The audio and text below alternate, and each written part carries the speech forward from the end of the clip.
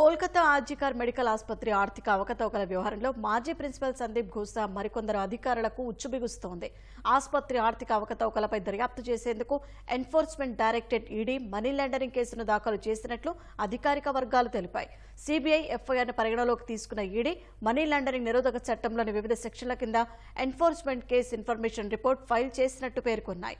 ఆర్జికర్ ఆసుపత్రి మెడికల్ కాలేజీకి సంబంధించిన బ్యాంకింగ్, మెడికల్ ప్రొక్యూర్మెంట్ పత్రాలను వివిధ మూలాల నుంచి సేకరించినట్టు సంబంధిత వర్గాలు తెలిపాయి. నిందితులను ప్రశ్నించడానికి వారి వాంగ్మూలాన్ని రికార్డు చేసేందుకు వారికి త్వరలోనే ఈడీ సమన్లు జారీ చేసే అవకాశం ఉందని పేర్కొన్నాయి. సిబిఐ కేసులో నిందితులుగా ఉన్న వారిని ఈడీ ఫిర్యాదులో పేర్కొన్నట్టు సమాచారం.